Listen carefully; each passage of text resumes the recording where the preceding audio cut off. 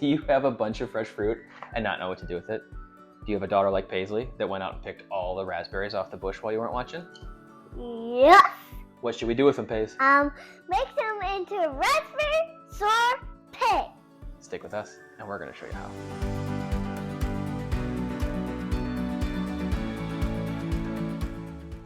All right, so raspberry sorbet. Now, we're going to make a really quick episode here, but Paisley gets to have a guest chef appearance because Little Miss Ma'am went outside and picked all of our raspberries for us for this episode. Good job. Ha. So now, because it's summertime, like full swing here, we just got into July on the filming, or upon filming this. So it is about 90 degrees outside and we want to make something cool and refreshing. A couple of ingredients, really, really simple. So the best way to do that is to make sorbet. Sorbet. This recipe is going to include our fresh fruit. We're using raspberries. Now, you can use strawberries, blueberries, mango, blackberries, whatever fruit you want to use. Again, we're going to use the raspberries because they were off of our bush outside. Paisley put in the time. They're nice and tart. They're really little this year. So adding a bit of sugar is going to be perfect for the recipe here. The recipe is really, really simple. 4 cups of raspberries, 1 cup of sugar, 1 cup of water, and the better part of a squeezed lemon and its zest. And the honey. Oh, good point.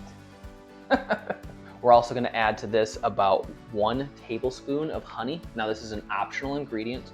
The honey is classified as an invert sugar. That's a really fancy term for it being liquid at resting state.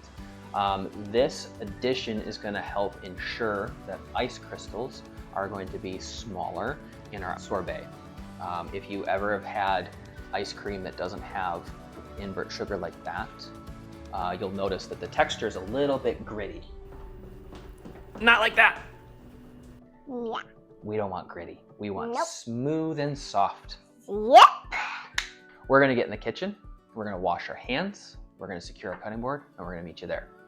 All right, for this video, we'll need a mesh sieve strainer, our ice cream churner, a set of measuring cups, a 4-cup measuring cup, our little nylon knife, a rubber spatula, a lemon zester, tasting spoons, a saucepan big enough to hold all of our liquid, and a blender. In this case, we're using a Ninja with a smaller cup attachment on the top of it to blend our fruit. Once we've got our equipment and our mise en place ready, we're going to move to the stove. We're going to put our pot on the burner. We're going to add our sugar and our water. We're going to bring it up to a simmer really quick. So we're going to go medium to medium-high heat. Give it a stir so that way the sugar starts to dissolve. You don't want it to be gritty. And it's pivotal that everything melts together. So keep stirring until it's all melted. Once that sugar and water have completely dissolved together, there'll be a little simmer. Kick it off of the heat and remove it to the back burner. Let it sit and start to cool. While that's cooling, we're going to take our raspberries. We're going to make sure that our berries are washed thoroughly. We had lots of little friends on the bush, little bugs and spiders and ants. So we're going to make sure all those are washed away.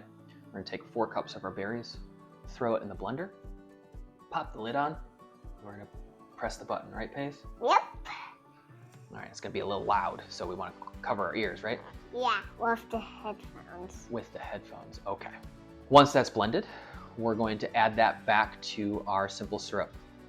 So the simple syrup is equal parts sugar and water, like we've done here, melted together. Once we've added our raspberries back to our simple syrup, we're going to zest our lemon, making sure that we're doing it over the top of our pot. We don't want to lose any of the essential oils in our lemon skin and our zest. So we're going to zest it directly over the top of our pot. We're going to cut our lemon in half. We're going to squeeze lemon directly into it, mix it together. You can add a pinch of salt here if you'd like. And then we're going to add roughly about a tablespoon of our honey. Make sure that it's thoroughly mixed. Then we're going to gently strain it. Now this is super important, so that way we don't have the seeds gumming up all of our ice cream churner. It'll also give a nice smooth texture. Now our sieve has big enough holes in it to let all the pulp through, but none of the seeds, okay? Yep, because the holes are too small because the seeds are way much bigger. Once this is pushed through, we're going to take and we're going to repeat the process till we've strained all of our berries through. Before we put it in the fridge to cool, we have to do the most important thing, right, Paisley? We need to taste. Okay. Oops. What do you think, Paisley? Good. We did good? Good.